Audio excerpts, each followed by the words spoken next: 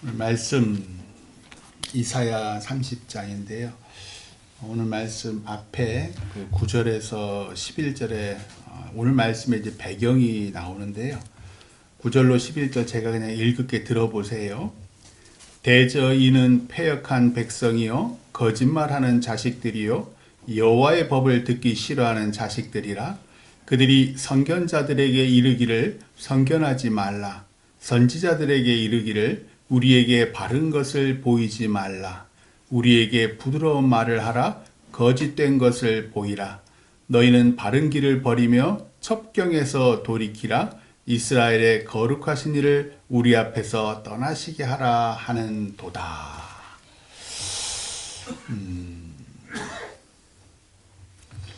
이사야 선지자를 통해서 하나님께서 남유다 백성과 왕을 꾸짖는 거예요. 너희가 이따구로 나의 선지자들과 선견자들에게 얘기한다. 너희들이 나의 법, 율법을 듣기 싫어한다. 왜냐하면 너희들이 듣기 좋고 보기 좋은 것만 원하니까. 그래서 늘 부드러운 말만 하라고 한다. 내가 잔소리하거나 내가 이렇게 사는 게 올바른 길이다. 그 첩경을 너희가 거부한다. 그래서 남유다 말기에 거의 모든 선지자들이 남유다 백성들 왕이 듣고자 원했던 부드러운 말. 예루살렘은 망하지 않는다. 하나님의 성전에 있는 남유다는 영원히 번창하실 것이고 어떤 외적이 와도 우리가 이겨낼 것이다 라고 듣기 달콤한 얘기를 해요. 14절에서. 그래서 14절에서 이사야가 이렇게 하나님의 말씀을 전해요. 그가 이 나라를 무너뜨리시되 토기장이가 그릇을 깨트림같이 아낌이 없이 부수시르니 그 조각 중에서 아궁이에서 불을 붙이거나 물 웅덩이에서 물을 뜰 것도 얻지 못하리라. 완전히 산산조각 이 나라를 결단내시겠다. 무시무시한, 한번 돌이켜 생각해 보세요. 너희 대한민국 막 잘 나가잖아. 요즘에 한국 문화, K-팝 막 잘 나가지. K-문화 무너뜨려 버릴 거야. 산산조각도 없이. 듣기 좋으십니까? 그게 하나님 맞습니까? 안 믿어요. 목사가 그런 얘기 한다고 생각해 보세요. 저 목사 저거 쫓겨납니다. 그래서 예레미야도 이사야 선지자도 미운 털이 박혀요. 남유다 백성들이요, 나라를 사랑하고 또 예루살렘을 사랑하고 하나님도 사랑합니다. 명심하세요. 그 사람들 하나님이 싫어하는 사람들이 아니었어요. 근데 하나님이 자신들에게 좋은 것을 줄 때만 하나님을 사랑해요. 하나님이 심판 얘기하고 하나님이 꾸짖으면 싫어합니다. 그럼 그게 하나님을 사랑하는 거예요? 안 하는 거예요? 잔소리하는 아버지도 싫어하고요. 다 컸는데 우리 벌써 모세로부터 율법을 받고 거의 1000년이 넘게 지금 이스라엘 왕국이 세워져 있거든요. 왜 자꾸 근데 우리 율법대로 사는데 왜 자꾸 이래라 저래라고 하시는지. 우리 충분히 하나님께 예배드리고 하나님께 헌신하는데 왜 하나님은 이 강대국에 이 발흥하고 우리를 외적이 침입하는 이 현실을 보시지 않고 왜 자꾸 비현실적인 말들, 이산적인 말들, 왜 하나님만 사랑하고 섬기라고 하십니까? 보세요. 세상은 이 모양 이 꼴이잖아요. 미국이 저렇게 트럼프가 난리를 치고 중국, 러시아, 북한이 지금 지휘국? 그런 핵보유국이라고 트럼프가 얘기를 하고 이 현실을 보세요. 그러자 하나님께서 이 패역한 나를 산산조각 내시겠다. 지금 당장은 아니나 너희가 계속 나를 멀리하고 바른 길을 떠나면 그러시겠다. 라고 얘기하는 게 오늘 말씀 전이에요. 그리고 이제 오늘 말씀 18절이 읽기 시작을 해요. 같이 한번 읽어봐요. 18절은 오늘 말씀 30장, 이사야 30장 18절 같이 읽어요. 시작. 그러나 여호와께서 기다리시나니 이는 너희에게 은혜를 베풀려 하시며 일어나시리니 이는 너희를 긍휼히 여기려 하심이라. 대저 여호와는 정의의 하나님이시라. 그를 기다리는 자마다 복이 있도다. 아멘. 우리는 죄를 지어도 그 즉시 처벌받지 않습니다. 왜냐하면 하나님께서 기다리시기 때문에 우리가 죄에서 돌이켜 하나님께로 돌아오기를, 그래서 하나님은 우리에게 은혜 베푸시기를 왜요? 왜? 우리가 하나님의 백성이요 자녀니까. 하나님께서 죄를 지어도 기다리시고 이제나 올까 저제나 올까 기다리시는 거예요. 그런데 한번 곰곰이 생각해 보세요.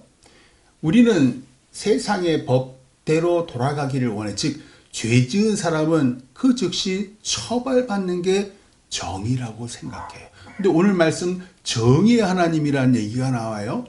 하나님은 정의의 하나님이에요. 근데 세상의 정의가 아니에요. 세상의 정의는 가난한 자든 부한 자든 죄를 지으면 처벌받는 게 정의잖아요. 근데 오늘 말씀 뭐라 그래요? 하나님께서 죄를 지었음에도 불구하고 기다리신대요. 구원을 주시려고 하고 은혜를 베풀려고 하신대요. 그러니까 하나님의 성경에서의 정의는 하나님이 뜻하시고 행하시는 모든 것이 정의예요. 왜냐하면 하나님이 곧 정의고 진리이기 때문에 그래요. 감사하게도 하나님은 폭력을 휘두르시는 분이 아니에요. 늘 사랑하고 섬기시는 분이에요. 하나님의 아들 예수님이 정의로운 하나님이 어떤 분인지를 세상에 증거하셨어요. 따라서 세상의 정의는 평등에 기초하지만 우리 하나님의 정의는 하나님으로부터 기초한다 라는 것을 먼저 생각하셔요. 하나님은 죄 지은 유다 백성을 즉시 처벌하지 않습니다. 우리가 죄를 지었을 때도 유다 백성들처럼 하나님께서 기다려 주셔요. 왜? 긍휼이 넘치시니까.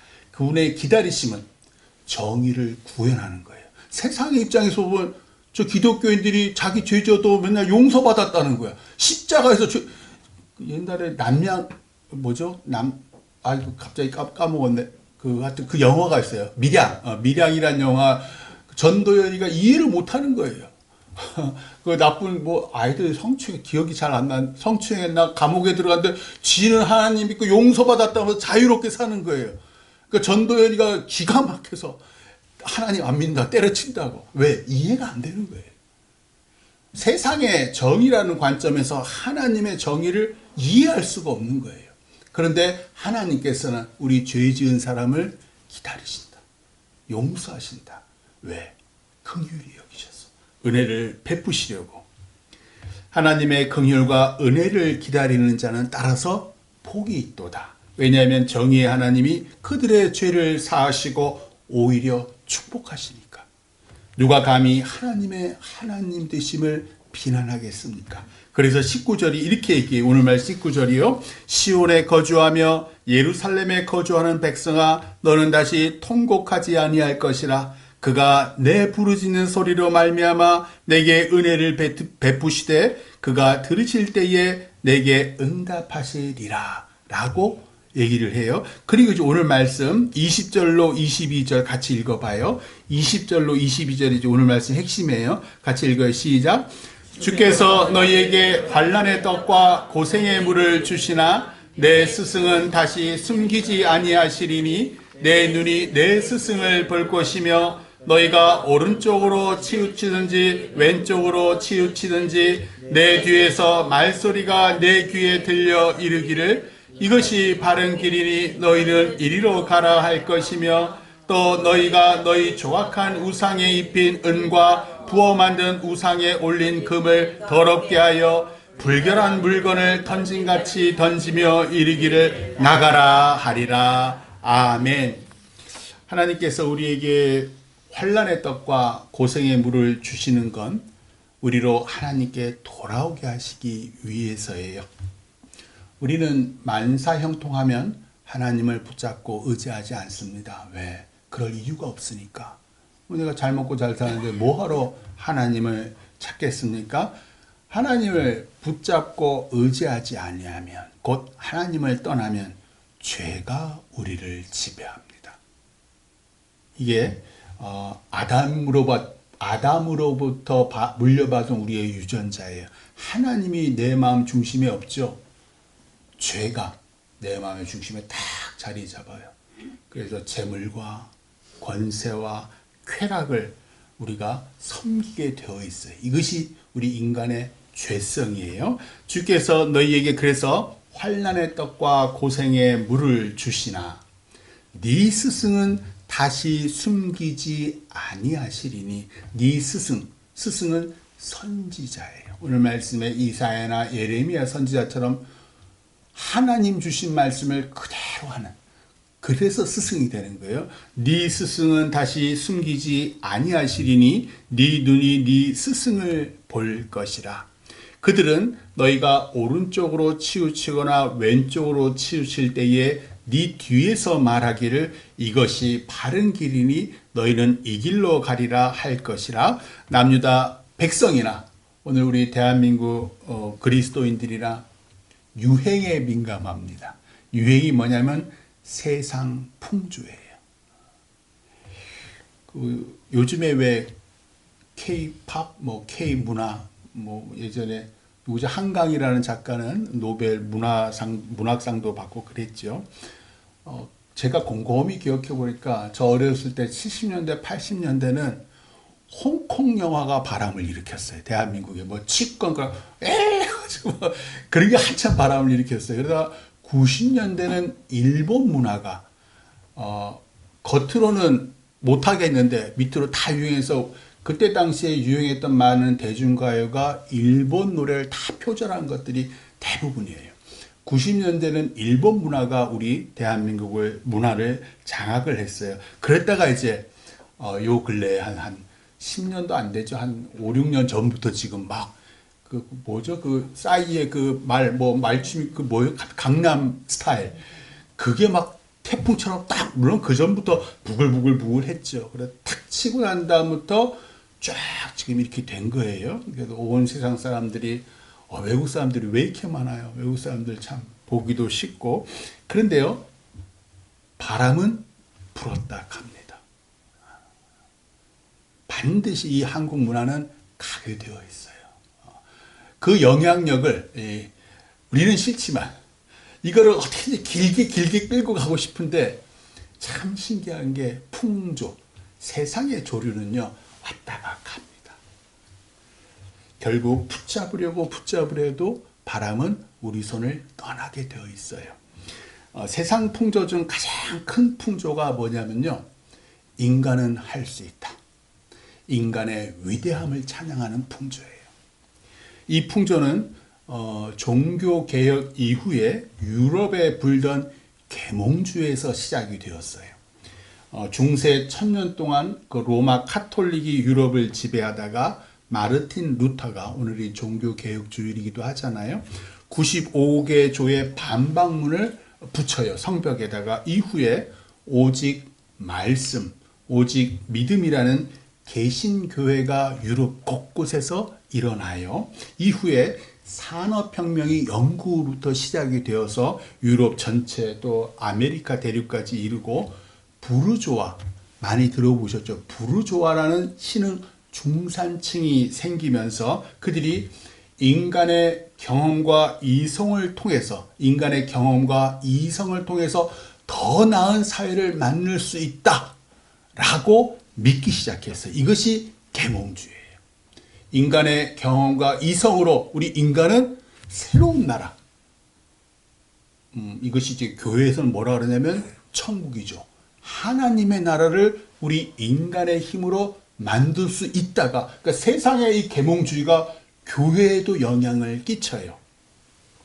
그래서 우리 인간의 힘으로 하나님을 만들 수 있다라는 부류가 생기기 시작해요, 교회 내에서. 그래서 오늘날에도 이 영향을 끼쳐서 우리 그리스도인들이 그렇게 얘기하시는 분들 참 많아요. 정치와 사회, 경제, 문화의 주류를 차지해서 나라는 물론이요 세상에 하나님의 나라를 건설하자, 이렇게 주장을 하시는 분들이 많이 있어요.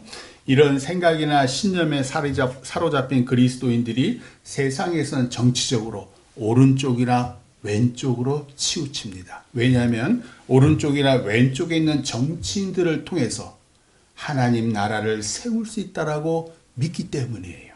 그 결과 교회도 세상처럼 오른쪽으로 줄을 서거나 왼쪽으로 줄을 서서 서로 분열하고 갈등합니다. 예전에 말씀드렸죠. 지금 감옥에 있는데 경상도 교회여 모여라. 아주 어떻게 그런 말을 목사가 할 수 있는지 저는 이해가 안 가는데, 오늘 말씀 남유다 백성들도 예루살렘이 하나님의 도성이요 예루살렘 중심으로 하나님 나라를 세울 수 있다라고 확신을 했어요. 그래서 이사야와 예레미야 선지자가 예루살렘이 무너지리라, 바빌론에게 항복하라 라는 하나님의 말씀을 정직하게 전해도 듣지 않습니다.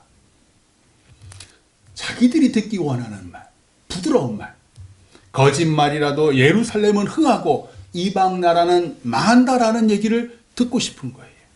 그래서 하나님께서 그들에게 환난의 떡과 고생의 물을 주셔요. 왜? 그래야지 아하, 우리가 듣기 원하는 말이 하나님의 말이 아니라 진짜 이 스승들이 하는 말, 예레미야나 이사야 선지자가 왜 그렇도록 싫어하고 미움받으면서도 왜 그 말을 하는지, 그거를 드디어 옳은 말씀이구나 라고 듣는다는 거예요. 그제야 그들이 자기 나라의 번영과 자기의 부귀 영화를 위해 조각한 은과 금을 입힌 우상이 불결한 물건이구나 라고 깨달아 내 던진다, 나가라 라고 한다는 얘기예요. 그 전까지는 그저 예배는 예배대로 드려요.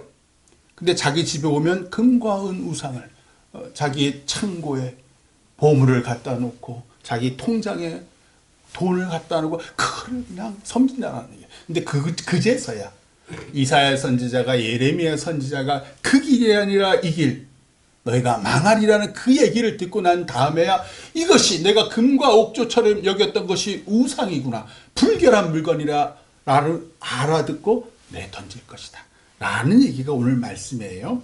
하나님 나라는요 우리가 만드는 게 아닙니다. 성경은 단 한 번도 하나님 나라를 우리가 만들다고 하지 않아요. 하나님 나라는 임하는 겁니다. 하늘에서 이 땅에 임하는 거예요.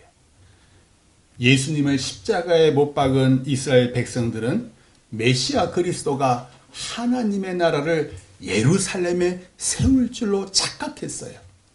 그런데 이 자신들이 메시아 그리스도가 여겼던 그 예수가 십자가에 못 박, 엉뚱한 소리라는 거예요.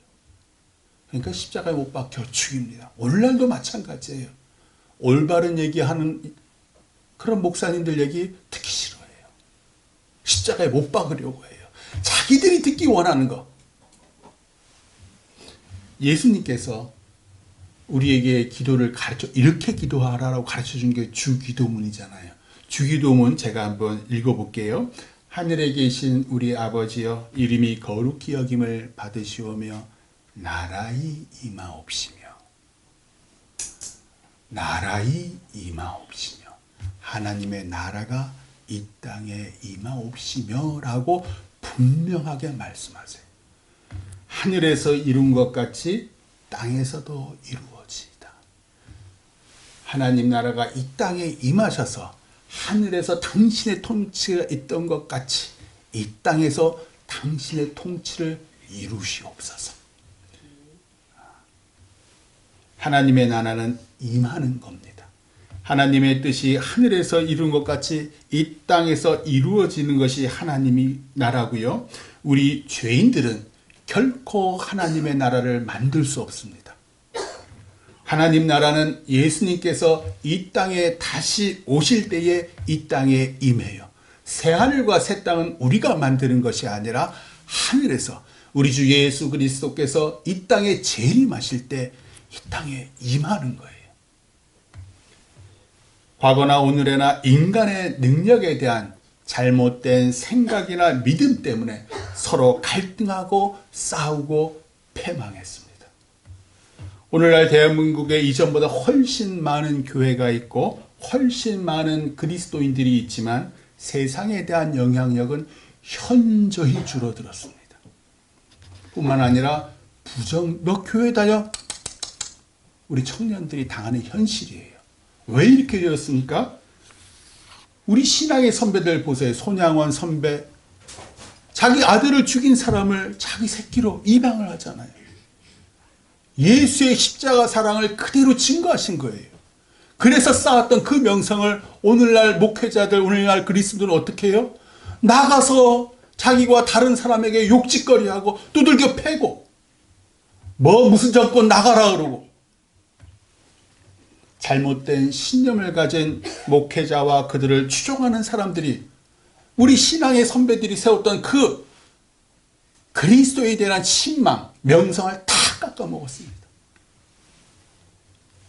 잘못된 신념을 가진 이스라엘 백성들이 예수님을 십자가에 못 박았듯 잘못된 신념을 가진 그리스도인들이 현실 정치에 뛰어들었기에 세상을 향한 영향력도 당연히 줄어들었습니다. 스스로 자초한 거예요.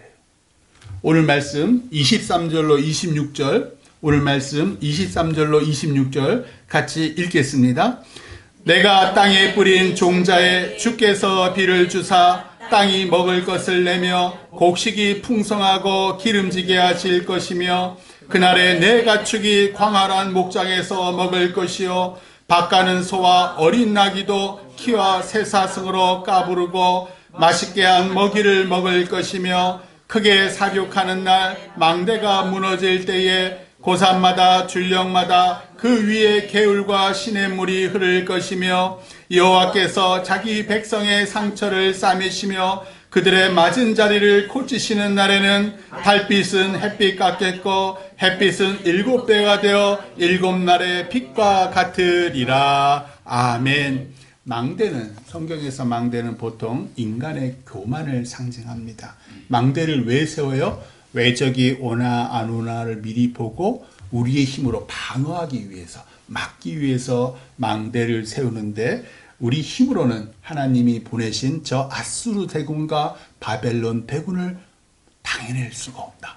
그 얘기를 하시는 거예요. 그날 우리의 교만이 무너지는 날, 우리가 환난의 떡과 고생의 물을 마신 후에 우리는 바른 길, 하나님의 길, 십자가, 겸손과 사랑의 길을 말하는 선지자의 목소리를 듣고 그 길로 걸어갑니다. 그날 우리가 땅에 뿌린 종자에 주께서 비를 주사 땅이 먹을 것을 풍성하게 내고 가축이 광활한 목장에서 풀을 먹을 것이며 소와 나귀도 맛있는 먹이를 먹고 망대가 무너진 고산 줄령마다 생명을 주는 개울과 시냇물이 흐를 겁니다. 그때 여호와 하나님께서 자기 백성의 상처를 싸매시며 맞은 부위를 치유하실 것이다. 그날 침침한 달빛은 햇빛처럼 밝겠고 그날 하늘에서 비치는 햇빛은 7날이 합쳐진 빛처럼 월화수목금토일 그 햇빛 다 합친 것처럼 그날의 7배의 찬란한 햇빛이 비출 것이다. 오늘은 종교개혁주일이에요. 인간인 교황이 마치 하나님인 양 함부로 면죄부를 주던 교만함을 깨부수고 우리 개신교회가 탄생했습니다. 안타깝게도 오늘날 개신교회에서도 여전히 인간의 위대함을 찬양하는 세상 풍조가 들어와 있습니다. 세상은 늘 오른쪽 왼쪽으로 사람들을 구분하여 서로 갈등하게 합니다. 그런데 예수님은 오른쪽이든 왼쪽이든 모든 사람을 사랑하사 십자가에 못 박혀 죽으셨습니다. 우리가 이 세상을 살기에 세상 풍조의 영향을 받을 수밖에 없지만 우리는 주님을 따르는 사람들입니다. 교회 밖은 언제나 사람들을 이런 목적 저런 목적으로 구분하고 차별하며 다투게 해서 자신의 영향력을 획득하려고 해요. 그런데 교회는 내가 죽고 너는 사는 공동체입니다. 내가 죽어야 내가 죽은 그 자리에 우리 주 예수 그리스도의 영광이 살아나는 곳이 교회입니다. 세상 풍조가 발붙이지 못하는 곳이 교회입니다. 고린도 교회가 세상 풍조의 영향을 받아서 바울파, 아볼로파, 게바파, 그리스도파로 나뉘어서 서로 막 다퉈요. 그래서 사도 바울이 이렇게 얘기를 해요. 지혜 있는 자가 어디 있느냐? 선비가 어디 있느냐? 이 세대의 변론가가 어디 있느냐? 하나님께서 이 세상의 지혜를 미련하게 하신 것이 아니냐? 하나님의 지혜에 있어서는 이 세상이 자기 지혜로 하나님을 알지 못하므로 하나님께서 전도에 미련한 것으로. 우리가 세상 중심에 가서 뭘 휘두르는 게 아니라 전도에 미련한 것으로 믿는 자들을 구원하시기를 기뻐하였도다. 어떻게 하면 전도합니까? 내가 하나님의 십자가를 져야죠. 내가 주댕이로만 뭐 어쩌고 저쩌고 내가 폭력으로 하는 게 아니라 내가 십자가를 지고 내가 희생하고 양보하고, 그게 전도에 미련한 것이에요. 그래서 우리의 믿음의 조상들이 세상에 대한 선한 영향력을 깨친 거예요. 전도에 미련한 것으로 믿는 자들을 구원하시기를 기뻐하셨도다. 유대인은 표적을 구하고 헬라인은 지혜를 찾으나 우리는 십자가에 못 박힌 그리스도를 전하니. 유대인에게는 거리끼는 것이요 이방인에게는 미련한 것이로되. 세상 정치인들이 얼마나 미련하게 보겠습니까? 세상 정치인들은요, 개신교회뿐만 아니라 가톨릭도 좋고 통일교도 좋고 신천지도 좋아요. 왜? 미련하게 알거든. 저것들 우리한테 이용당하는지도 모르고. 오직 부르심을 받은 자들에게는 유대인이나 헬라인이나 그리스도는 하나님의 능력이요 하나님의 지혜니라. 세상에서 힘께나 쓰시는 목사님들, 정치계에서 영향력을 발휘하시는 장로님들, 집사님들, 그분들 중 십자가를 지신 분 보셨습니까? 상대방을 위해 희생하시는 분 보셨습니까?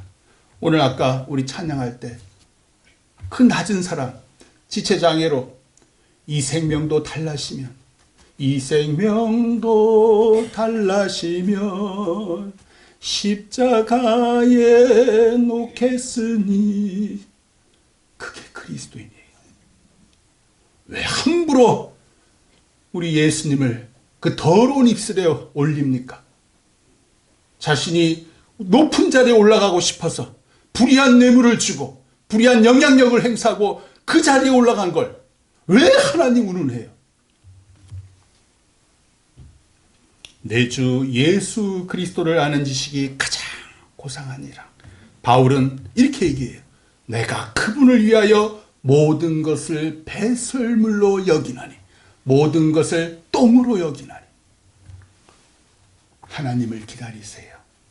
내 힘으로 세상 정치와 경제, 문화, 사회를 바꾸려 노력하지 마시고 내게 주어진 삶, 그 삶을 묵묵히 하나님의 자녀로서 버텨내세요. 회개만 하지 말고 돌이켜 변화된 삶을 살아가세요. 내 힘으로 잘 안 돼요. 그러니까 어떻게 우리가 하나님이 내게 임하시기를. 그래서 우리가 기도하고 소망하는 거예요. 내게 오실 그분을 기다리며 내게 주신 십자가를 굳게 잡고 원수마저도 사랑하는 자에게 하나님의 빛이 찬란히 임하시기를 주님의 이름으로 축원합니다. 기도하겠습니다.